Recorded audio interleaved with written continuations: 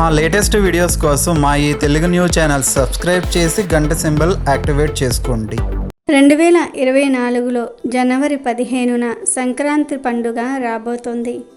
హేమంత ఋతువులో శీతగాలులు, మంచు కురిసే వేళలు. ఇదే తరుణంలో సూర్యుడు మకర రాశిలోనికి ప్రవేశిస్తాడు. అలా సూర్యుడు మకర రాశిలోనికి ప్రవేశించడాన్నే మకర సంక్రాంతి అంటారు. సంక్రాంతి లేదా సంక్రమణం అంటే గమనం. సూర్యుడు ఒక రాశి నుంచి మరొక రాశిలో అడుగు పెట్టడాన్ని సంక్రమణం అంటారు. 12 రాశుల్లో సంచరించే సూర్యుడు పుష్యమాసంలో మకర రాశిలోనికి అడుగు పెడతాడు. మకర సంక్రాంతిలో ఉత్తరాయణ పుణ్యకాలం మొదలవుతుంది. ఈ రోజు నుంచి స్వర్గ ద్వారాలు తెరిచి ఉంటాయని పురాణాలు చెప్తూ ఉన్నాయి. సంక్రాంతి తెలుగువారికి అతి ముఖ్యమైన పండుగ. అంతేకాదు ఈ పర్వదినం భారతదేశంలో చాలా ప్రాంతాలలో ముఖ్యమైంది. అందుకే దీన్ని తెలంగాణ, ఆంధ్ర, కర్ణాటకల్లో సంక్రాంతి అని, తమిళనాడులో పొంగల్ అని, మహారాష్ట్ర, గుజరాత్లలో మకర సంక్రాంతి అని, పంజాబ్, హర్యానాలో లోరీ అని పిలుస్తూ ఉంటారు. మరికొన్ని రాష్ట్రాల్లో మాఫీ అని పిలుస్తూ ఉంటారు. పేరేదైనా ఈ పండుగకు సందర్భము, సంతోషానికి కారణాలు అన్ని చోట్ల ఒకటే. ఎక్కడైనా ఇది రైతుల పండుగే. పొలం నుంచి ఎడ్ల బండ్ల మీద ధాన్యం ఇంటికి చేరేసరికి రైతు కళ్ళు ఆనందంతో మెరుస్తూ ఉంటాయి. అందుకే ఆ రోజులు నిజంగా పండుగే. 3 రోజులు జరుపుకునే ఈ పండుగను పెద్ద పండుగ అంటారు. అయితే ఈ సంక్రాంతి సమయంలో అంటే భోగి, సంక్రాంతి, కనుమ ఈ 3 రోజుల్లో పొరపాటున కూడా కొన్ని తప్పు పనులు చేయకూడదు. కాదని చేస్తే 7 జన్మల దరిద్రం పడుతుంది. మళ్ళీ వచ్చే సంక్రాంతి వరకు కష్టాలను అనుభవిస్తారు. మీ శరీరంలోనికి దరిద్ర దేవత ప్రవేశిస్తుంది. ఇక మీరు ఏ పని చేసినా కలిసి రాదు అని శాస్త్ర పండితులు చెప్తూ ఉన్నారు. మరి సంక్రాంతి సమయంలో ఏ పనులు చేయకూడదు అనే విషయాన్ని ఇప్పుడు మనం ఈ వీడియోలో వివరంగా తెలుసుకుందాము. ఫ్రెండ్స్, ఫస్ట్ అయితే ఈ వీడియోకి ఒక లైక్ కొట్టి మా ఛానల్ని సబ్స్క్రైబ్ చేసుకొని మాకు సపోర్ట్ చేయండి. సంక్రాంతి సమయంలో చేయకూడని మొట్టమొదటి తప్పు ఏమిటి అంటే స్నానం చేయకుండా ఉండకూడదు. భోగి, సంక్రాంతి, కనుమ రోజుల్లో స్నానం చేయకుండా అస్సలు ఉండకూడదు అని శాస్త్రాలలో చెప్పారు. ఈ రోజుల్లో స్నానం చేయకపోతే 7 రోజుల పాటు రోగాలతో ధనహీనుడిగా జీవిస్తారని శాస్త్రాలలోనే ఉంది. కాబట్టి సంక్రాంతి సమయంలో అస్సలు ఈ తప్పు చేయకండి. స్నానం చేయకుండా ఉండకండి. అది కూడా ఈ పండుగ రోజుల్లో తెల్లవారుజామునే నిద్రలేచి స్నానం చేస్తే జన్మజన్మల దరిద్రాలు, దోషాలు పోతాయి. ఇక రెండవ తప్పు ఏమిటి అంటే ఆధ్యాత్మిక మార్గంలో ముందుకు వెళ్ళదలుచుకున్న వారు దయచేసి ఈ సంక్రాంతి సమయంలో కోడి పందాలు ఆడటం కానీ, చూడటం కానీ చేయకండి. 2 జంతువుల కాళ్లకు కత్తులు కట్టి అవి రక్తం వచ్చేలాగా ఒకదానినొకటి చీరేసుకుంటూ ఉంటే అది చూసి ఆనందిస్తే దాని శాడిజం అంటారు. అలాంటి మనస్తత్వాన్ని ఏ దేవతామూర్తి అంగీకరించదు. నిరపరాధులైన జంతువులను బాధ పెడితే తర్వాత నరకంలో శూలప్రోత నరకం అనే నరకాన్ని అనుభవిస్తారని, తరువాత జన్మలో ఒళ్ళంతా శూలాలతో గుద్దపడతారని గరుడ పురాణంలో చెప్పారు. గనుక ఆధ్యాత్మిక మార్గంలో ఉన్నవారు సంక్రాంతి సమయంలో పొరపాటున కూడా కోళ్ల పందాలను ఆడకండి, చూడకండి. ఎందుకంటే ఇలాంటి హింసను చూడటం కూడా మహాపాపమే. కనుక సంక్రాంతి సమయంలో ఈ తప్పు చేయకుండా జాగ్రత్తగా ఉండండి. ఇక 3వ తప్పు ఏమిటి అంటే సంక్రాంతి సమయంలో చాలామంది మగవారు పేకాట్లు ఆడుతూ ఉంటారు, మద్యపానం చేస్తారు. ఇంటికి చుట్టాలు వస్తే వాళ్లతో కలిసి పేకలు ఆడుతూ ఉంటారు, మద్యపానం చేస్తారు. కానీ సంక్రాంతి సమయంలో మద్యపానము, జీవితం వంటి వాటికి దూరంగా ఉండాలని, లేదంటే 7 జన్మల దరిద్రం పడుతుందని పెద్దలు చెప్తూ ఉన్నారు. కాబట్టి సంక్రాంతి సమయంలో మగవారు ఈ తప్పు చేయవద్దు. కోరి దరిద్రాన్ని తెచ్చుకోవద్దు. అలాగే సంక్రాంతి సమయంలో స్త్రీ సాంగత్యం చేయకూడదు. అంటే భార్యాభర్తలు శారీరకంగా కలవకూడదు అని శాస్త్ర పండితులు చెప్తూ ఉన్నారు. అలాగే సంక్రాంతి సమయంలో ఎవరితో గొడవలు కూడా పెట్టుకోకూడదు, వాదనలకు దిగకూడదు. ముఖ్యంగా ఈ పండుగ సమయంలో ఇంటిలో ఆడపిల్లలు కన్నీళ్లు పెట్టకుండా ఆనందంగా ఉండేలాగా చూసుకోవాలి. అందరూ కలిసిమెలిసి ఆనందంగా పండుగ చేసుకోవాలి. ఈ పెద్ద పండుగ రోజుల్లో గోర్లు కత్తిరించటము, జుట్టు కత్తిరించడం వంటి పనులను కూడా చేయకూడదు. ఇవే సంక్రాంతి సమయంలో చేయకూడని పనులు. కాదని ఈ తప్పులు చేస్తే 7 జన్మల దరిద్రం చుట్టుకుంటుందని శాస్త్ర పండితులు చెప్తూ ఉన్నారు. కాబట్టి ప్రతి ఒక్కరూ కూడా సంక్రాంతి పండుగ రోజుల్లో ఈ తప్పులు చేయకుండా జాగ్రత్తగా ఉండండి. తెలుగువారి లోగిళ్లలో మకర సంక్రాంతి నెల రోజుల ముందు నుంచే పండుగ సందడి మొదలవుతుంది. సంక్రాంతి పండుగను మొత్తం 3 రోజులు చేసుకుంటూ ఉంటారు. అందులో మొదటి రోజు భోగి పండుగ. ఈరోజు చలి అనే పులిని తరిమి కొడుతూ ప్రజలు ఉదయాన్నే చలిమంటలు వేసుకుంటూ ఉంటారు.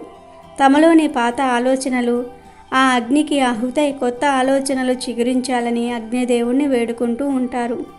ఇందుకు గుర్తుగా తమ ఇంటిలోని పాత చెత్త చెదారాన్ని ఆ అగ్నిలో ఆహుతి చేస్తారు. ఇంటి ఎదుట రంగురంగుల ముగ్గులను వేస్తారు. చిన్నారులకు భోగి పళ్ళు పోస్తారు. రెండో రోజు సంక్రాంతి. ఈరోజు కూడా ఇంటి ఎదుట రంగురంగులతో పోటాపోటీగా ముగ్గులు వేస్తారు. వాటిపై పూలతో అలంకరణలు చేసి వాటి చుట్టూ గొబ్బెమ్మ పాటలు పాడుతూ ఉంటారు. పలు పిండి వంటలు చేసి సూర్యదేవుడికి ప్రసాదంగా సమర్పిస్తూ ఉంటారు. చక్కగా అలంకరించిన గంగిరెద్దులను ఇంటింటికి తిప్పుతూ డోలు సన్నాయి రాగాలను లేదా డోలు సన్నాయి రాగాలకు అనుగుణంగా వాటి చేత నృత్యాలు చేయిస్తూ ఉంటారు. ఇదే రోజున పితృదేవతారాధన చేయటం వల్ల వారి శుభాశీస్సులతో కుటుంబం దేనికి లోటు లేకుండా వర్ధిల్లుతారని పురోహితులు అంటూ ఉన్నారు. ఇక మూడో రోజు కనుమ. సంక్రాంతి పండుగ చివరి రోజును కనుమ అని పిలుస్తూ ఉంటారు. ఈ రోజు పిండి వంటలు చేసుకుని బంధువులతో విందు వినోదాలలో పాల్గొంటూ ఉంటారు. ఈ రోజు రైతులు వారికి సహాయం చేసిన ఆవులను ఎద్దులను పూజిస్తారు. కనుమ పండుగ రోజు ఇంటి ముందు ముగ్గులు వేసి చిన్న పెద్ద అందరూ కోలాహలంగా ఉంటారు. కనుమ పండుగ రోజున లక్ష్మీదేవిగా భావించే గోమాతను పసుపు కుంకుమలతో అలంకరించి పూజిస్తారు. అంతేకాక రైతులకు వ్యవసాయంలో సహాయం చేసే ఎద్దులను కూడా ఈరోజు పూజిస్తారు. కొంతమంది వారి ఆనవాయితీ ప్రకారం సంక్రాంతి రోజు కాకుండా ఈరోజు పితృదేవతారాధన చేస్తారు. ఈ మూడే కాకుండా కొంతమంది 4వ రోజు ముక్కనుముగా జరుపుకుంటూ ఉంటారు. సంక్రాంతి సందర్భంగా పిల్లలు సంతోషంగా గాలిపటాలు ఎగరేస్తారు. ఈ గాలిపటాల వెనుక కూడా ఒక అంతరార్థం ఉంది. గాలిపటం యొక్క దారం లాంటిది మన జీవితం. ప్రతి మనిషికి ఆత్మ నిగ్రహం అవసరం. లేకపోతే జీవితంలో ఎన్నో సమస్యల్ని కొని తెచ్చుకోవాల్సి వస్తుంది. సన్నని దారంతో ఆకాశంలో ఎగిరే గాలిపటాన్ని అదుపులో పెట్టగలిగినట్లు మనల్ని మనం అదుపులో పెట్టుకోవాలని చెప్తుంది గాలిపటం. పొడుపుగా లాగితే తెగిపోతుంది, వదలకుండా పట్టుకుంటే ఎగరలేదు. రెండింటిని సమన్వయం చేసుకుంటూ ఆడిస్తేనే గాలిపటమైన జీవితమైన ముందుకు వెళ్తుంది. అందుకే చేతిలో దారం ఉంది కదా అని ఎంత దూరమైనా గాలిపటాన్ని వదల్లేము. ఏదో ఒక సమయంలో మళ్ళీ చుట్టి గుప్పెట్లోకి తీసుకోవాల్సిందే. ఆ గుప్పెడు అనేది భగవంతుడి లాంటిది. మనం ఎంత ఎత్తుకి ఎగిరినా భగవంతుని చేతిలోనే ఉన్నామన్న సంగతిని మర్చిపోకూడదు అనే దానికి ఇది సూచన. గాలిపటానికి ఎన్ని రంగులు ఉన్నా, ఎంత పొడవు తోక పెట్టుకున్నా, ఎవరింటి మీద వాలినా దారం చుట్టక తప్పదు. అదే సూత్రం మనిషికి వర్తిస్తుంది. మకర సంక్రాంతి లోపుగా చేతికి ఈ రంగు గాజులు వేసుకుంటే, తీసేసి ఈ రంగు గాజులు ధరిస్తే లక్ష్మీ కటాక్షం కలుగుతుందని పెద్దలు అంటూ ఉన్నారు. అంతేకాదు దీర్ఘ సుమంగళి యోగం, అఖండ ఐశ్వర్యం సిద్ధిస్తాయి. మరి సంక్రాంతికి ఏ రంగు గాజులు వేసుకోవాలో ఇప్పుడు మనం ఈ వీడియోలో తెలుసుకుందాం. పుణ్య స్త్రీలు ఎప్పుడైనా సరే నలుపు, నీలం రంగులో ఉండే గాజులను ధరించకూడదు. వీటితో పాటు ప్లాస్టిక్ గాజులను, స్టోన్స్తో ఉండే గాజులను వేసుకోకూడదు. గాజులు స్త్రీలకు రక్షా కంకణం వంటివి. గాజులు ధరించటం వలన సాంప్రదాయపరమైన ఎన్నో ప్రయోజనాలు దాగి ఉన్నాయి. అతివల అందాన్ని రెట్టింపు చేసే ఆభరణాలు గాజులు. అయితే ఈ రోజుల్లో చాలామంది ఆడవారు తెలియక కొన్ని ప్లాస్టిక్ గాజులను, నీలం రంగు గాజులను, నల్ల రంగు గాజులను కొని ధరిస్తూ ఉన్నారు. స్టోన్స్ ఉన్న గాజులను వేసుకోవచ్చు, కానీ వాటితో పాటు కనీసం 2 మట్టి గాజులైనా సరే వేసుకోవాలి.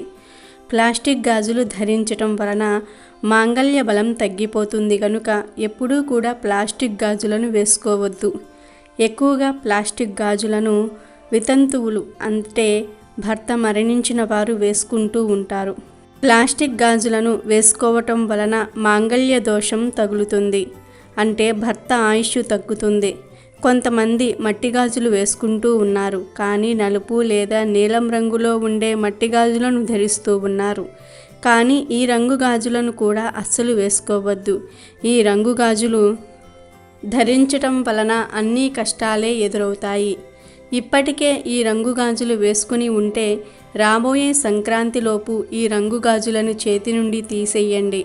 అంటే ప్లాస్టిక్ గాజులను కానీ నలుపు నీలం రంగు గాజులను తెలియక ధరించి ఉంటే సంక్రాంతిలోపు లేదా సంక్రాంతి రోజు ఆ గాజులను చేతి నుండి తీసేయండి.